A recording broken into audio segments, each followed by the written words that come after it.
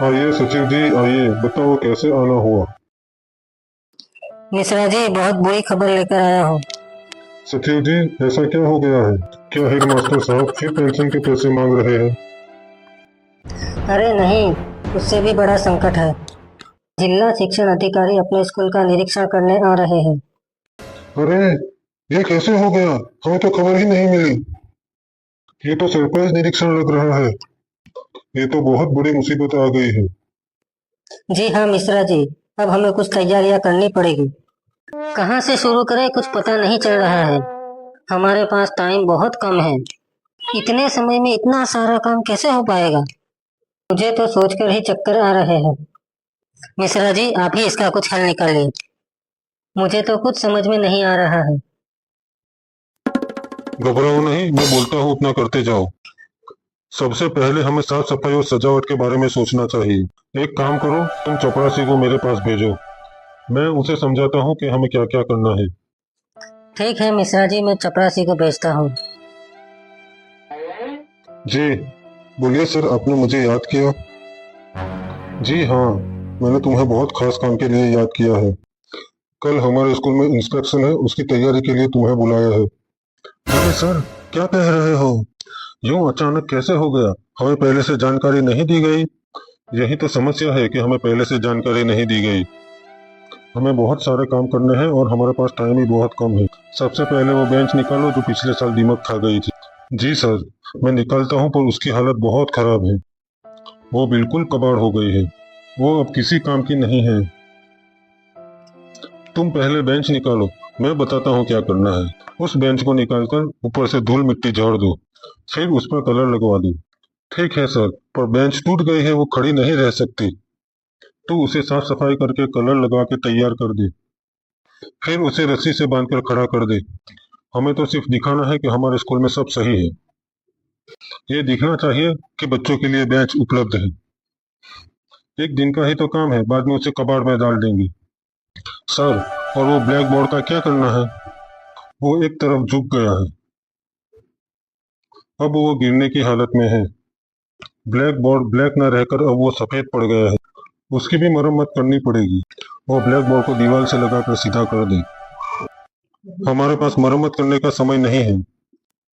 हाँ, उसे काला कलर कर दे जो दिखने में ब्लैक लगे और लिखावट भी साफ दिखाई दे। जी सर, मैं ब्लैक बोर्ड को दीवार पर सीधा टिका देता हूँ और ब्लैक कलर से पेंट करवा देता हूँ। वो सुबह तक सूख जाएगा। फिर आप बच्चों को बोर्ड पर लिखकर पढ़ा सकते हो। और सर, हमें वो कंप्यूटर का क्या करना है जो काम भी नहीं कर रहा है? उसे रिपेयरिंग की जरूरत है। लगता है वो इतनी जल्दी ठीक नहीं हो पाएगा। इसका कुछ हल बताए, मैं क्या करूं? बात तो सही है, वो इतनी जल्दी रिपेयर नहीं हो सकते। उसको क्या करे? एक काम कर, कंप्यूटर पे कपड़ा ढाप दे। चादर वगैरह जो कुछ भी मिले। उसे रिपेयर करने की जरूरत नहीं है। ठीक है सर, लेकिन हमें कंप्यूटर के बारे में सवाल किया गया तो हम क्या उत्तर देंगे? तुम परेशान मत हो।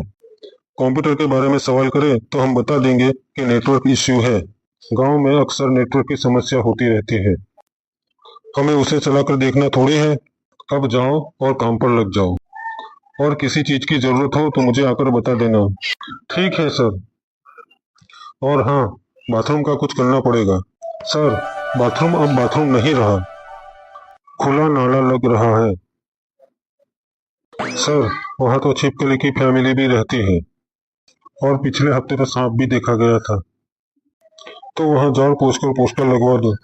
कृपया सफाई रखो। ठीक है सर, मैं अब काम पर लग जाता हूँ। Good morning sir. Good morning बच्चों। देखो बच्चों, कल हमारे स्कूल में बाहर से मेहमान आने वाले हैं। तो सब बच्चे कल स्कूल में यूनिफॉर्म पहन कर आना। बिना यूनिफॉर्म के कोई भी ना आए।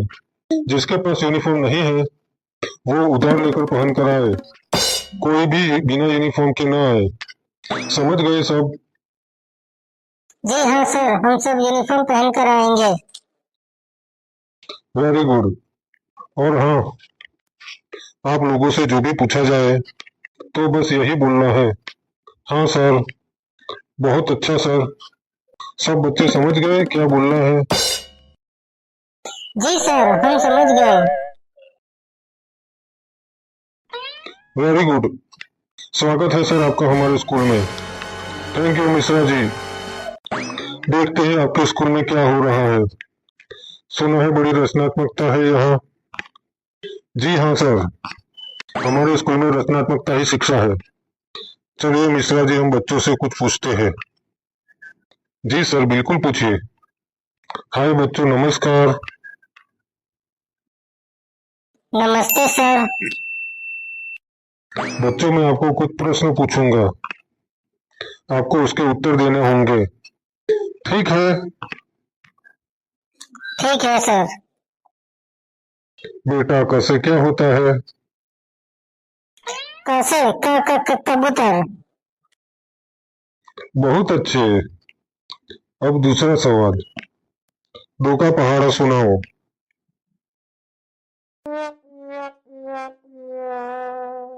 अच्छा बताओ, हमारा राष्ट्रीय पक्षी क्या है? पता नहीं सर। हमारा राष्ट्रीय पक्षी मोर है।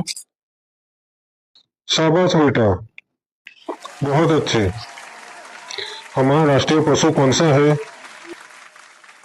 हमारा राष्ट्रीय पशु बाघ है।